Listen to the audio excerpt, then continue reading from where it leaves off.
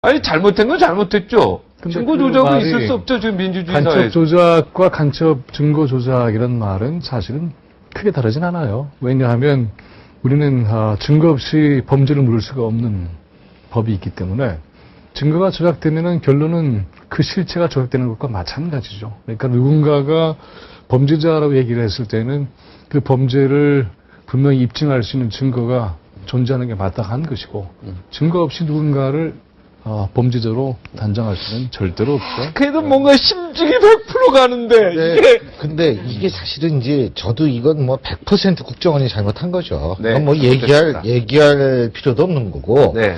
그리고 거기에 대해서 사실 남재준 국정원장이 사과하는 것으로 끝날 수 있는 문제냐. 왜 그러냐면 국정원 국가기관의 신뢰에 관한 문제이기 때문에 저는 그게 사과로 끝날 문제도 아니라는 생각은 갖고 있어요. 오프닝에 찬성하죠? 아, 그럼요. 네, 더군다나 이제 오래간만에 컴백하시고 그랬는데 제가 여기서 반대한다 그러면 어떡합니까? 네, 알겠습니다. 네, 동의하는데. 근데 저는 사실 이렇게 생각하거든요.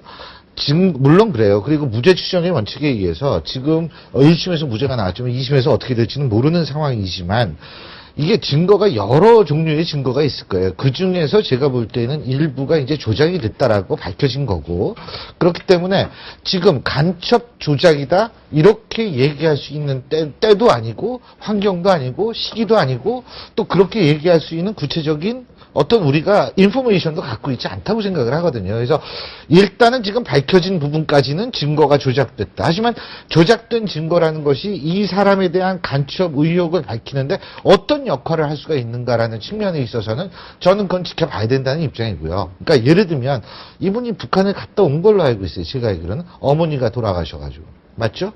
네, 그렇게 지금 그죠? 알고 있습니다. 그렇게 알려지고 있죠.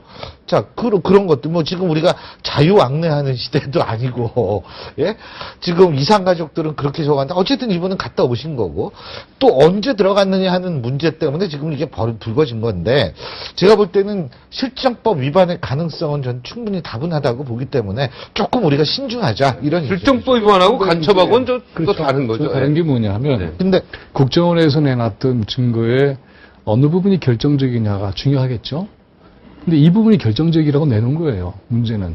그리고 그 시기가 바로 북한의 보위부에서 훈련을 받고 지령을 받은 그 시기라고 짚었고 그래서 그 시기는 바로 이걸로 입증된다고 얘기해버렸기 때문에 결정적인 증거가 된 거죠. 그러니까는 다른 여러 가지 증거 상황이 있을 수 있다. 정황적으로 심증이 간다라고 얘기할 수는 있어요. 그런데 네, 알겠습니다. 이것이야말로 네. 간첩죄를 입증할 수 있는 결정적인 근거라고 얘기를 했는데 이게 이제 무너지게 되니까. 그렇죠. 그러니까 증거에 대해서는 이제 부실한 이게 증거가 문제가 나왔는데. 그러나, 예. 이건 것 같아요. 아니, 국정원이 과거에 정말 국가 보위를 위해서 어떤 정치적인 사건을 안 만들어 왔다. 깨끗한 국정원이었다. 정말 국민을 위한 국정원이었다. 이러면 이번 사건 하나만 어머 하고 그냥 이렇게 다들 놀래는 수준에서 이렇게 경악했을 터인데 사실은 일면에 있어서는 국민들이 놀랍지도 않아요, 보면.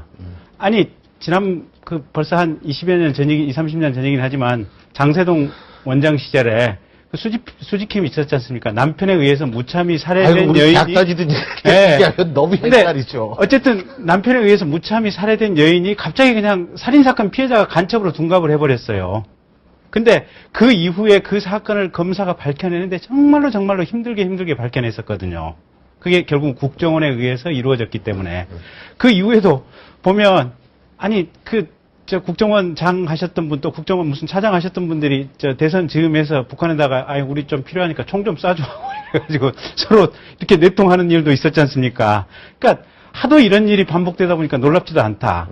거기다가, 국정원의 그러면 능력 같은 경우, 가령 요번에도 지금 위조를 한 것은 결국은 중국인 어떤 위조책에 의해서 위조를 했고, 조선족이 이번에 자살 시도한 그분이 이제 구해오기로 했고, 국정원은 그 구해오는 대가로 돈을 주기로 한 것으로 지금 추정되는 상황인데, 아니, 그렇게 엉성하게 증거 자료를 수집을 할 정도로 국정원이 그렇게 능력이 없느냐. 실은 보면 이석기 의원 간첩 사건도 국정원 직원이 법정에 와서 증언한 내용이 이런 내용이거든요. 사실은 이 사건을 자신들이 능동적으로 증거 수집을 한 것이 아니다. 그 제보자 이모 씨라고 하는 분이 있지 않습니까? 그분이 인터넷을 보고 국정원에 전화를 해서 그 전화를 받고 국정원이 비로소 수사를 시작했다라는 거거든요, 보면. 그러니까 지금 국정원이 사실 엉뚱한 짓에 어떤 업무에 많이 어떤 에너지를 이렇게 뺏기고 있다 보니까 제대로 어떤 대공 업무, 대간첩 업무에 이 에너지 투입이 안 되는 거예요. 근데 그러니까 정리해야 되는 근데 게 또 이게 뭐냐면